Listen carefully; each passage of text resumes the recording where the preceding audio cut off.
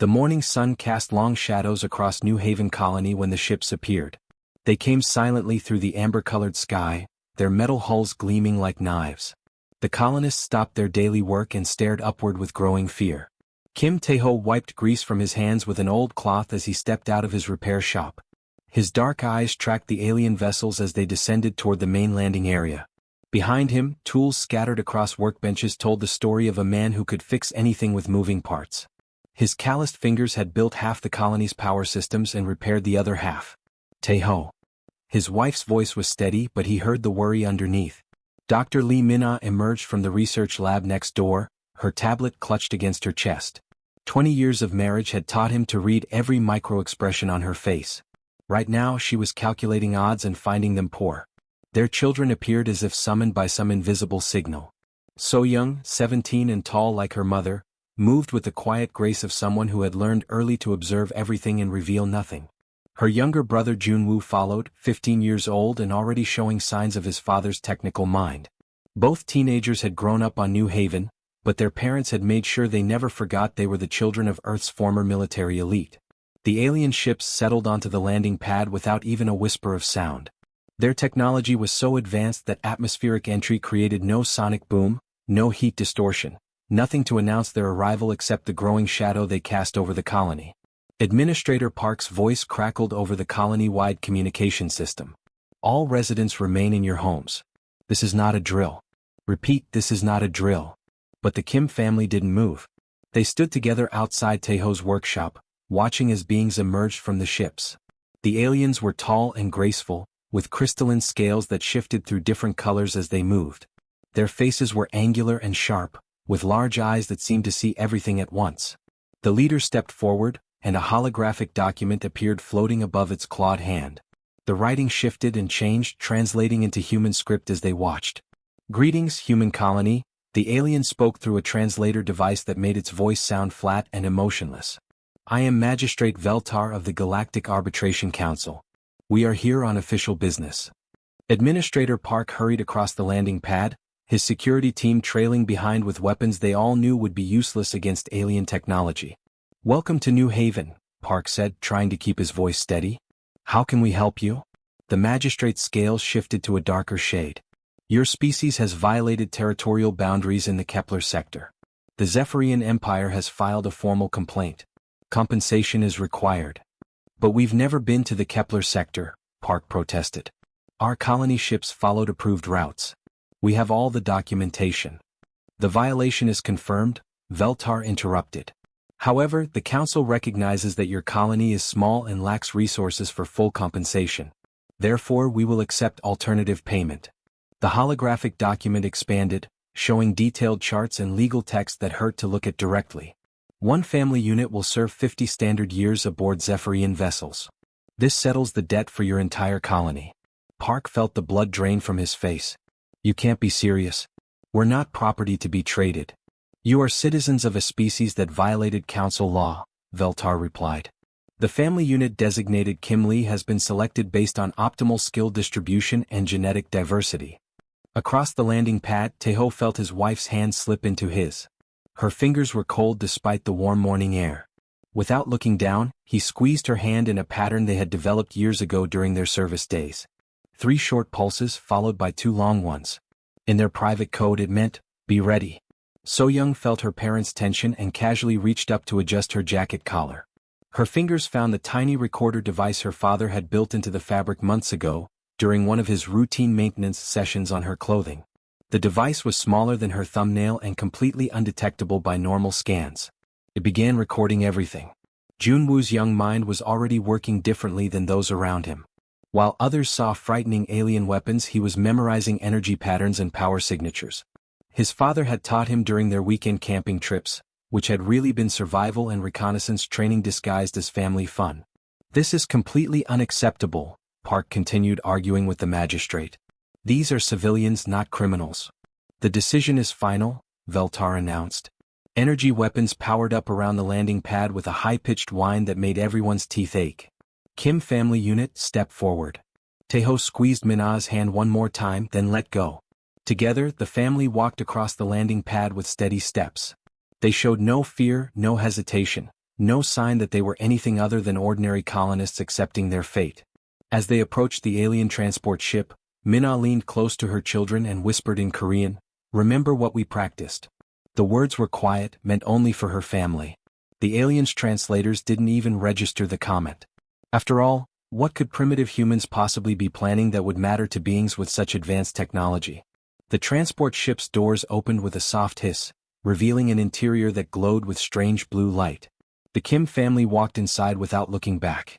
Behind them, the remaining colonists watched their neighbors disappear into alien captivity, never guessing that they had just witnessed the beginning of humanity's greatest victory. The Zephyrian ship called Dominance was bigger than any city Taeho had ever seen on Earth. It stretched so far that he could not see the end of it from where he stood. The metal walls curved up in a way like the inside of a giant tube, with lights that pulsed in patterns he did not understand. Admiral Kythek stood on the command bridge, looking down at the four humans through a large viewing screen. His eyes were like a fly's eyes, made of many small parts that moved independently. He seemed pleased with his new workers.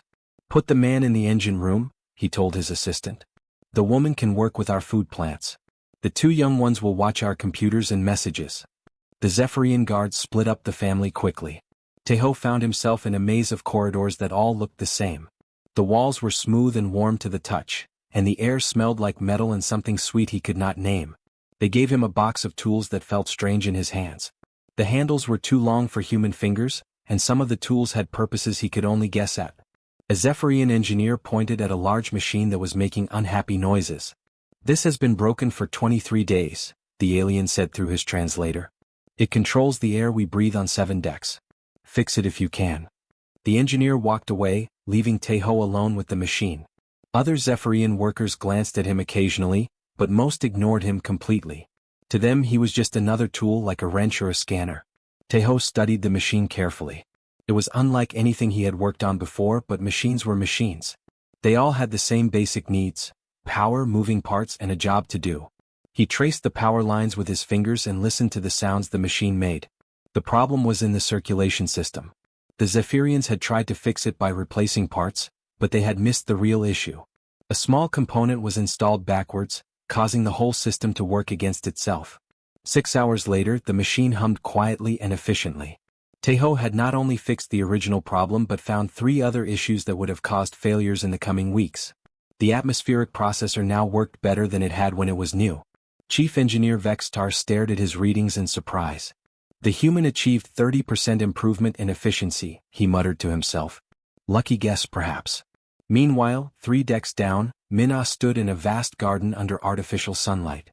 The biodome stretched as far as she could see, filled with plants that looked like nothing from Earth. Many of them were brown and dying.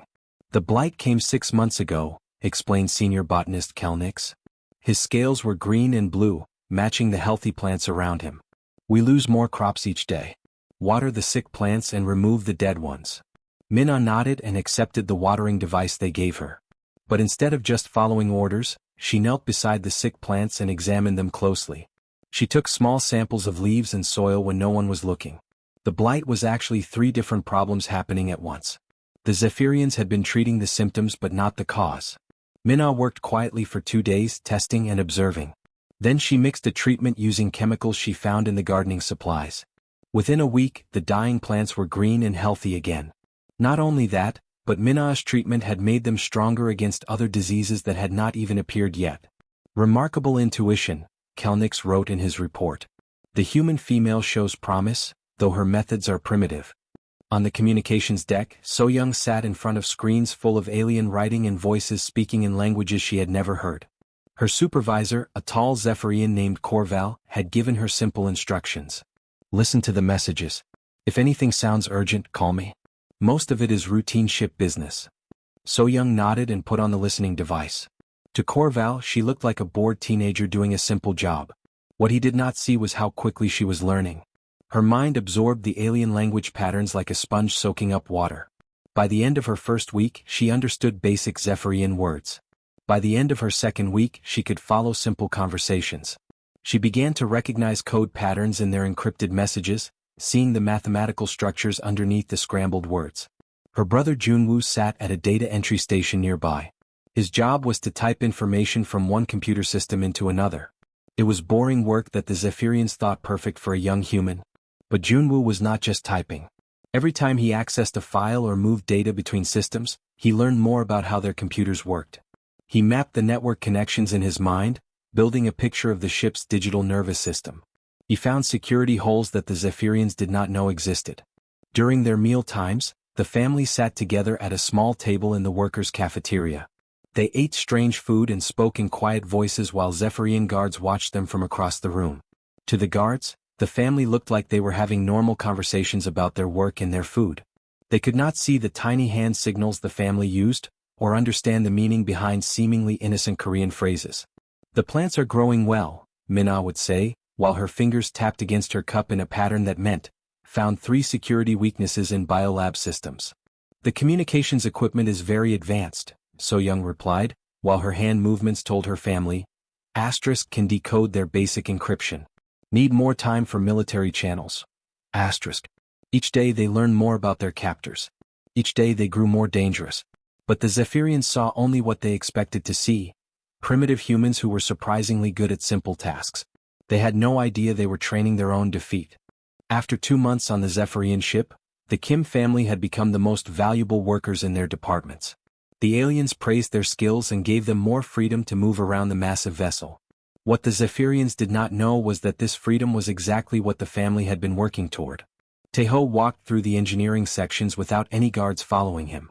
The other workers nodded respectfully as he passed. He had fixed so many problems and improved so many systems that they now trusted him completely. Chief Engineer Vextar had even given him access codes to the most important machinery. "The human has remarkable instincts," Vextar told his assistants. "He sees solutions that escape our best minds." What Vextar did not see was that every repair Taeho made included a secret addition. Hidden inside each improved system was a small weakness that looked like normal engineering but could be activated from outside. It was like building a lock that appeared solid but would open with the right key. Taeho was building keys into every critical system on the ship. In the Biodome Gardens, Minna had become famous throughout the ship. Her plant treatments had increased food production by 40%. Admiral Kythex himself had visited to praise her work and grant her access to advanced biological research files. "Your species shows unexpected talent," the Admiral had said through his translator. "Perhaps humans are more useful than we initially calculated." Minna smiled and thanked him politely. But while she researched ways to improve Zephyrian nutrition, she was actually learning how to destroy them. The crystalline filters in their breathing systems made them incredibly tough and able to survive in many different environments. However, those same filters had a weakness. Certain chemical compounds would cause the crystals to dissolve, making it impossible for Zephyrians to breathe. She began collecting the ingredients she would need, taking small amounts from different labs so no one would notice. To anyone watching, she was just a dedicated scientist gathering materials for her research. On the communications deck, So-young had become the star employee. Her ability to translate between different alien languages amazed even the most experienced Zephyrian linguists. They gave her access to more and more important message channels. "The young human learns faster than our own children," Supervisor Corval reported. "She can decode messages that puzzle our advanced computers." So-young listened to routine shipping reports and diplomatic messages during the day. But at night, when fewer supervisors were around, she accessed the military communication networks. She learned about fleet movements, battle plans, and secret council operations. The picture she built was frightening. The Galactic Council was not just dealing with one human colony. They had taken families from 17 different human settlements. Each family was being held on a different ship, scattered across the galaxy so they could never communicate with each other. Her brother Junwoo had convinced his supervisors that he was just a curious teenager who loved computers. They found his questions about system efficiency amusing and often showed him how different programs worked. "The boy has a natural talent for data processing," his supervisor noted. "We should consider advanced training for him." While they taught him about their computer systems, Junwoo was secretly installing his own programs. These programs were invisible to normal scans but allowed him to monitor everything that happened on the ship's network. He could see who accessed what files, read private messages between officers, and even watch security camera feeds. More importantly, he had found ways to connect his programs to the systems his father had modified. Soon he would be able to trigger all of Taeho's hidden weaknesses from his computer terminal. During their weekly family meal, the 4 humans sat at their usual table in the cafeteria. To the watching guards, They appeared to be having a normal conversation about their work. But their hands moved in subtle patterns under the table, and certain Korean words had special meanings that only they understood.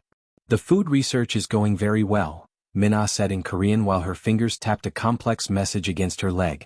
To anyone listening, it sounded like she was talking about her plant experiments. But her family understood the real message. Asterisk found critical information. Situation worse than expected. Asterisk. She had discovered classified files about human cognitive ability.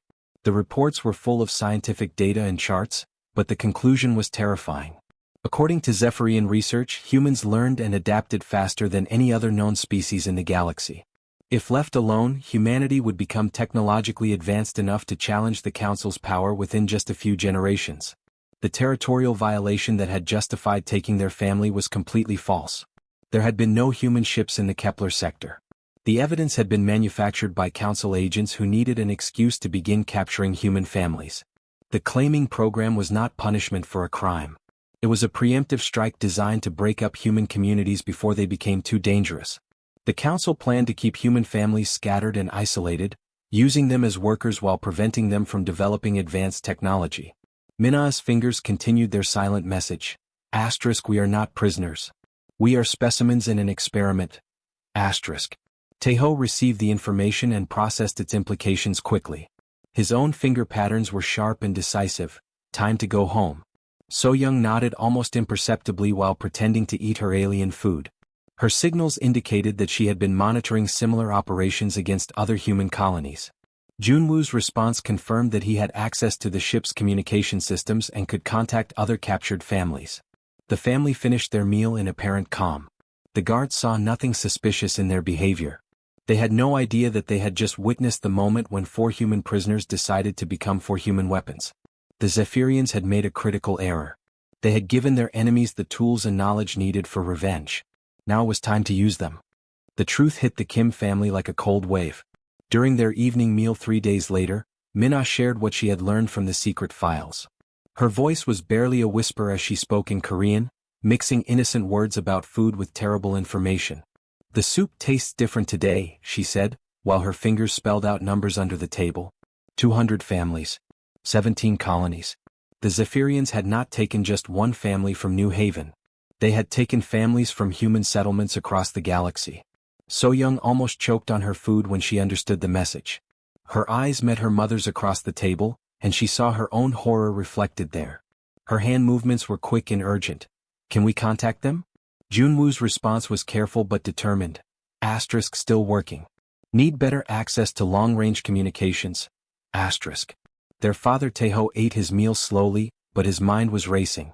If there were 200 families scattered across different ships, then this was not just kidnapping. This was the systematic dismantling of humanity's future. Every family taken represented the loss of engineers, scientists, teachers, and leaders who would never return to help their colonies grow. The vegetables are very fresh tonight, Mina continued, her voice steady despite the devastating information she was sharing. I heard they came from many different gardens across the ship. The hidden meaning was clear. Each Zephyrian vessel in the fleet carried multiple human families, kept in separate sections so they could never meet or coordinate with each other. The aliens wanted to prevent exactly what was happening at this table right now. Their conversation was suddenly interrupted by the sound of heavy footsteps. Security Commander Zaurex approached their table, flanked by 4 armed guards. His scales were dark red, a color that meant anger or suspicion in Zephyrian body language. Human specimens, he announced in his harsh voice, new security protocols are being implemented immediately. Admiral Kythex appeared behind him, his compound eyes focused on the family with new intensity. Excessive collaboration between specimens has been observed. This behavior interferes with work efficiency and must be corrected. Zaurex gestured to his guards. Each human will be moved to individual quarters in different sections of the ship. All future meals will be taken separately. Supervised interaction will be limited to 1 10-minute period per week. So-young felt her heart sink. They were so close to making contact with other human families. If they were separated now, they might never get another chance. Family units require social interaction for mental health, Mina said calmly, trying to buy time. Isolation will reduce our work performance. Primitive pack bonding instincts, Admiral Kythex replied dismissively. Isolation will eliminate distractions and improve individual focus. The decision is final. The guards moved forward to escort them to their new quarters. Taeho caught his wife's eye and gave her the slightest nod. It was time. As they walked through the corridors, Junwoo stumbled slightly and put his hand against a wall panel to steady himself. To the guards, it looked like a clumsy teenager losing his balance. In reality, he was activating a program he had hidden in the ship's computer system months ago. Deep in the ship's electronic brain, cascading failures began to spread through the sensor network. Security cameras went offline one by one, creating blind spots throughout the vessel. Internal scanners stopped working. Motion detectors failed. The ship's ability to see what was happening inside itself was slowly going dark. At the same time, Taeho's hidden modifications to the engineering systems began to activate. Power fluctuations appeared in non-critical areas. Atmospheric processors developed minor problems that required immediate attention. Elevator systems slowed down. None of the malfunctions were dangerous, but they all needed expert repairs.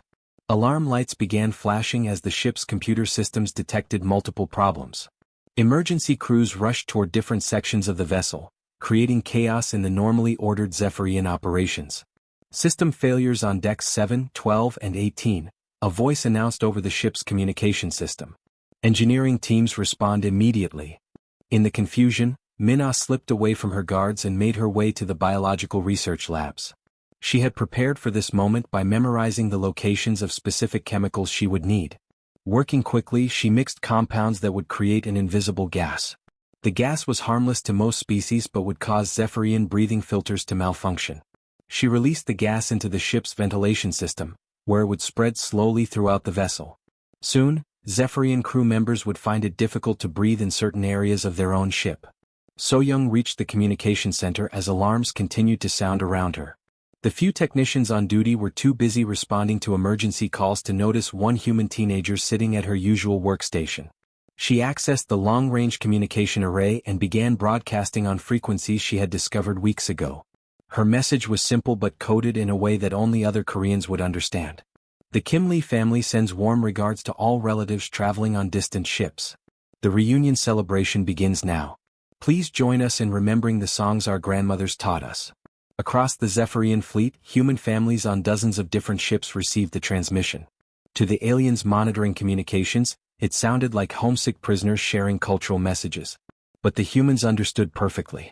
The Kim family had found a way to coordinate resistance, and they were calling for simultaneous uprisings across the entire fleet.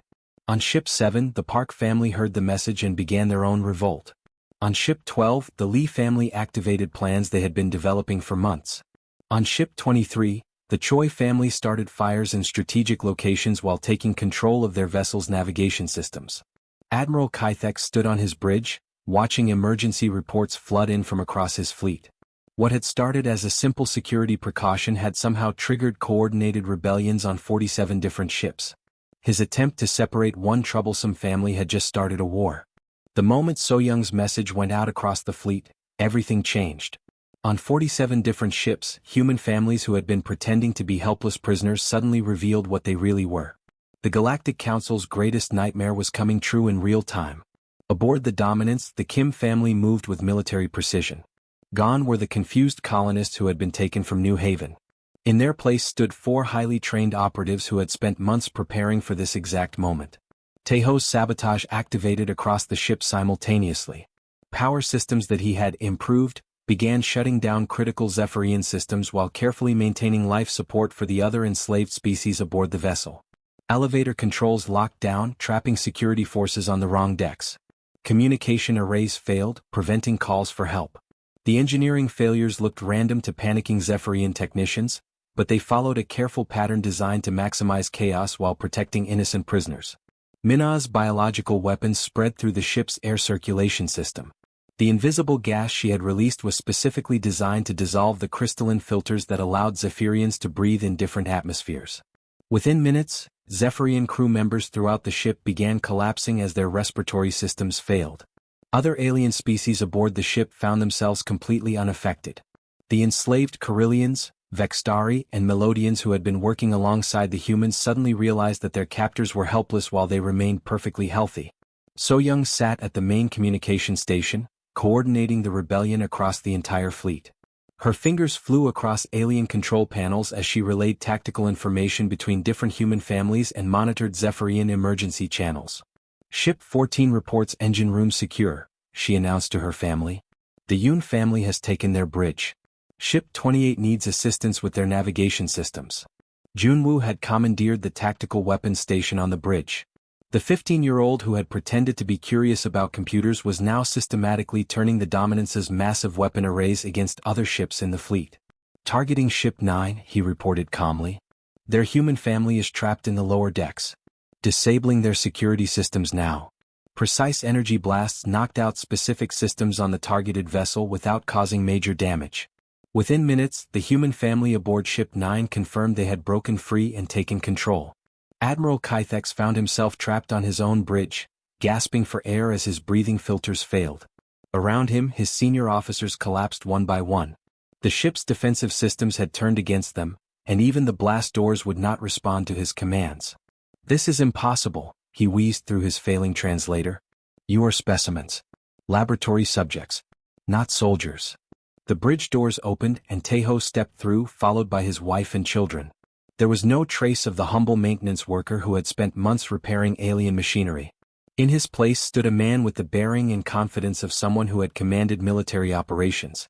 "We were never just a family," Taeho said, his voice calm and steady.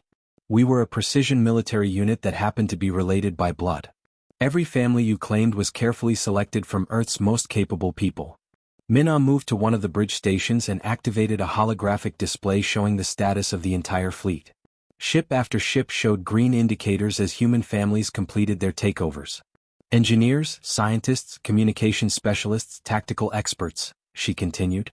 "You thought you were randomly selecting prisoners to break up human colonies? What you actually did was kidnap Earth's elite and give them months to study your most advanced technology." So-young looked up from her communication station with a smile that contained no warmth. "The Park family on Ship 7 sends their congratulations on a successful operation.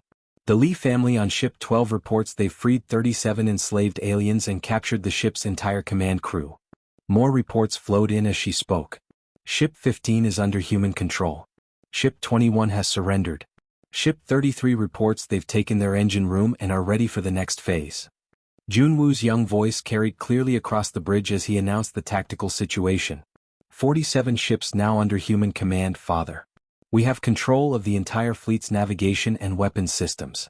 All vessels are ready to set course for Earth on your order."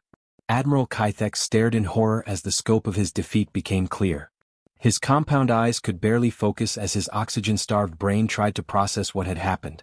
The Council's attempt to prevent humanity from becoming dangerous had instead given them access to the most advanced military technology in the galaxy. "Every species you enslaved now knows the truth about the Council's lies," Minna added, showing him broadcasts going out across galactic communication networks. The territorial violations were fabricated. The claiming program was an attempt at genocide disguised as justice. Other alien species throughout the galaxy were receiving proof of the Council's deception. The evidence was undeniable, broadcast from the Council's own computers by the humans who had gained access to their most classified files. Taeho moved to the Admiral's command chair and began entering navigation coordinates. "Set course for Earth," he announced. "All ships, prepare for jump to human space." 3 days later, the captured Zephyrian fleet emerged from hyperspace near Earth's moon. The massive warships flew human flags and transmitted messages of victory back to human colonies across the galaxy. The Galactic Council had claimed one family to prevent humanity from becoming powerful. Instead, they had united Earth's best and brightest, armed them with advanced alien technology, and given them the motivation for righteous revenge. The family had claimed far more than victory. They had claimed an empire.